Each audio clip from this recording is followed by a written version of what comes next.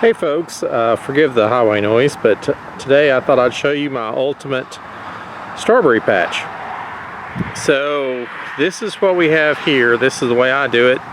I'm sure you guys all have your own different ways, but this works real well for me. And so what I have is, let me walk around here. I've got some of these masonry.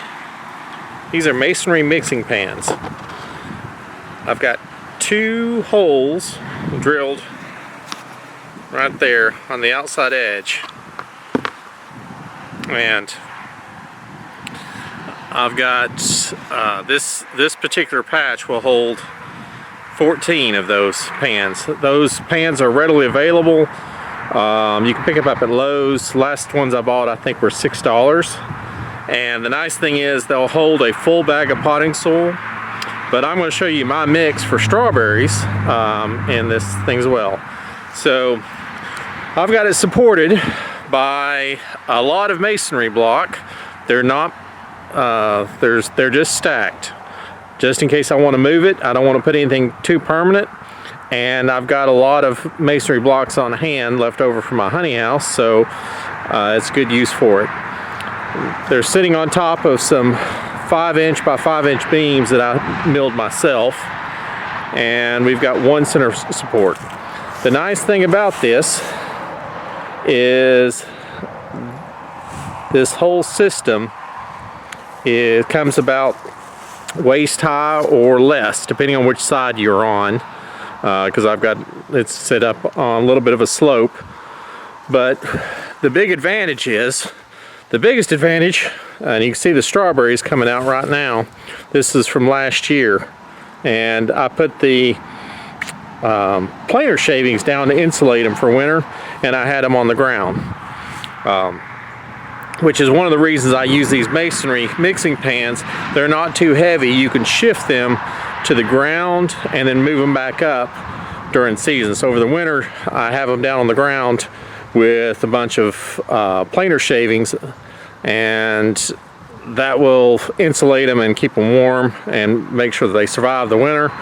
Then I bring them out, and I will actually remove more of these shavings later before before the plants really get into high gear.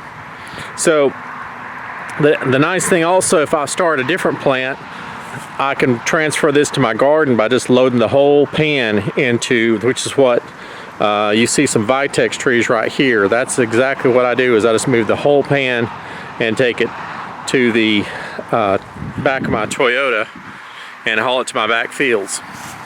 But anyway, so the advantage to using this system, the biggest advantage is you get to pick strawberries at waist level. I'm 6'3", I really don't like bending over to pick any fruit. I can handle doing a little bit, but I'd rather have it at this kind of height. The other advantage, strawberries love drainage, and their biggest enemy is fungus. So having it up high like this provides them with a lot more airflow, and you don't have near the problems with fungus that you do with having your plants on the ground. So anyway, I'm going to set this on the tripod, and okay, so we've got our empty pan, we've got our holes aimed downhill because there's a little bit of a slope, and I'm going to start with some standard, this is just East Tennessee yellow clay. Now, the yellow clay, the big thing about yellow clay is it does a good job of holding nutrients. So it's not that good for anything else because it'll compact like the devil, but it does a good job of holding nutrients. So I'll start with it, break up any large clods, and pull any big roots that I've got in there. Then I'm going to add, this is 3 shovelfuls of sand. It can be play sand, it can be any kind of sand you want. That, mix that in with that clay, that'll give you good drainage. And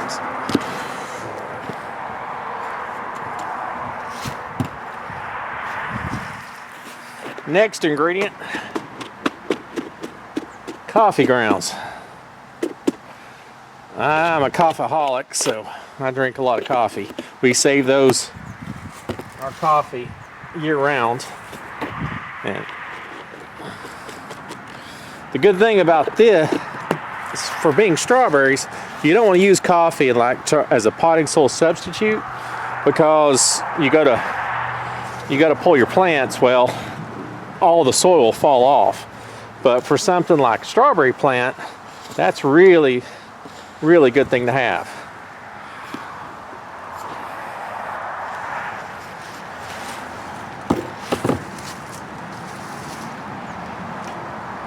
Next ingredients is the only fertilizer I'm adding today, which is a little bit of potash from the fireplace.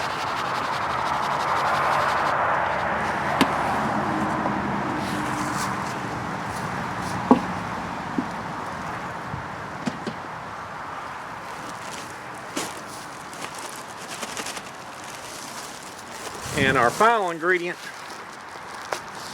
is some Countryside topsoil, and we'll use for this about a half a cubic foot, about a half a bag. Now, what they're calling topsoil anymore is just fine mulch. It's not really soil, but it works for what we want it to do. So you got all those ingredients. You can use a tool, or you can do like I do, is get those ingredients mixed. You don't have to get them perfect, but you want to get them fairly well mixed. So you get some of that clay up top, and more importantly, you get that sand dispersed, so the roots have got a nice place to go.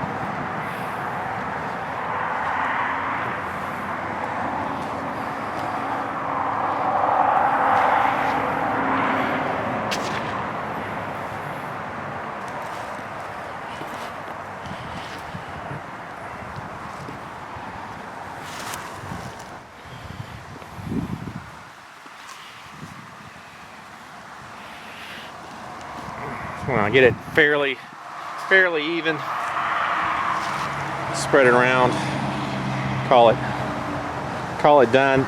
The clay, with a little bit of time, will break up further. The roots will take care of it. Well, they'll jump in that clay as long as you don't have big lumps. So that's our final product.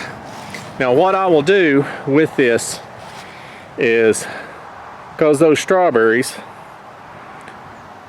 will send out runners, I will set these brand new pans empty in between those strawberries, and that's how I'll get those runners will jump over and they'll populate this.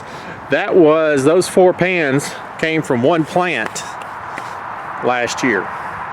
So anyway, this is my ultimate back-breaking free way to do strawberries. I hope you guys enjoyed the video. Like and subscribe.